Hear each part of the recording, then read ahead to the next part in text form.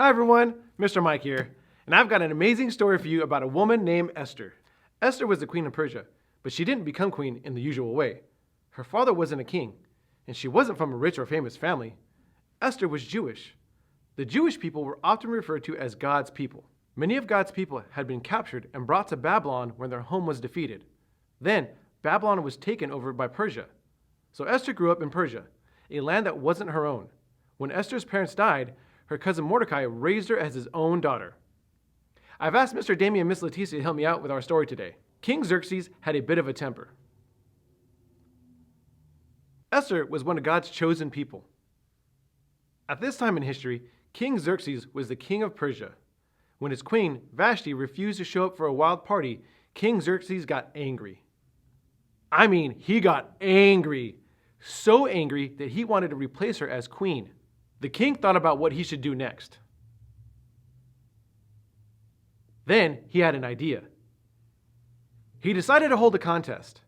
He ordered his officials to gather the most beautiful young women and put them through a year of beauty treatments. One of the girls chosen for the contest was Esther. Mordecai, Esther's cousin, told her not to tell anyone she was from a Jewish family. When it was time for Xerxes to choose his queen, can you guess who he chose? You're right, you guessed it. King Xerxes chose Esther as his queen. King Xerxes also raised a royal official named Haman to be more important than any of his other leaders in the kingdom. But Haman was not a good guy, not at all. He expected everyone to bow down to him whenever they saw him. When Mordecai wouldn't bow down to Haman, Haman was really angry.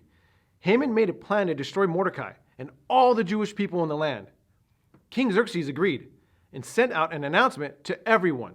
Mordecai sent a message to Esther saying she must ask the king to save their people.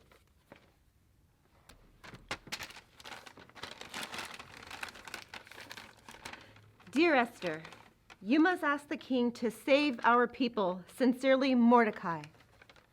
But Esther was afraid. She knew that no one was allowed to go talk to the king unless he asked them to come. But if someone came to see the king without being invited, the king would have had them killed, unless he reached out his golden scepter to them. But the king had not asked Esther to come. It was very risky for Esther to go talk to the king, but Mordecai sent another message to encourage her.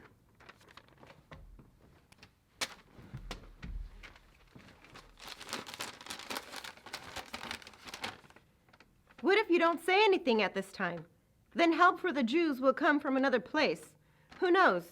It's possible that you became queen for a time just like this. Mordecai was saying that he believed the whole reason God had allowed Esther to become queen was so she could save God's people. Esther agreed. She asked Mordecai to tell God's people not to eat anything for 3 days while they prayed and asked God to save his people. She and her attendants wouldn't eat anything either. So Esther didn't eat for 3 days. Then she got ready to go to the king. King Xerxes was pleased to see her and reached out his golden scepter. The king told Esther that he would give her anything up to half of the kingdom. This was Esther's big chance to save her people. But she didn't make her request right away. She knew she would have a better chance if she made the king curious about what she wanted. So Esther invited the king and Haman to a feast. At the meal, King Xerxes kept trying to figure out what Esther wanted. Just tell me what you want. It's not that simple. Just all you got to do is just say what it is that you want. But it's not that simple. But Esther waited for the perfect moment. She invited him and Haman to come to another feast the next day, and she promised to tell him then. At that meal, she begged the king to spare her people. She said that Haman was the one who planned to kill her people. When the king heard this, he was furious. That very night, Haman was killed, and the king created a new order that would save the Jewish people. Thank you, Mr. Damien and Miss Leticia. Appreciate your help today. God gave Esther a special job to do in a land that was far away from her home. He gave her the chance to help her people when no one else could. When the time was right, she trusted God's purpose for her was to convince the king to save them. God created Esther with a purpose, and he has a purpose for you too. God created you for a purpose. God always has a plan for our lives, and his plans are always good.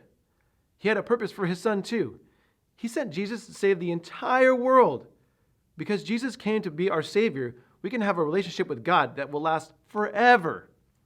So how do you know God's purpose for you? Well, you can pay attention to the gifts and talents God gave you. Think about the things that you enjoy doing, or maybe things that come to you naturally. Think about the ways you can choose to use those gifts and talents to serve God and show love to others. Every day we can discover more about the purpose He has for our lives. Thank you for joining us today. See you guys soon. Bye.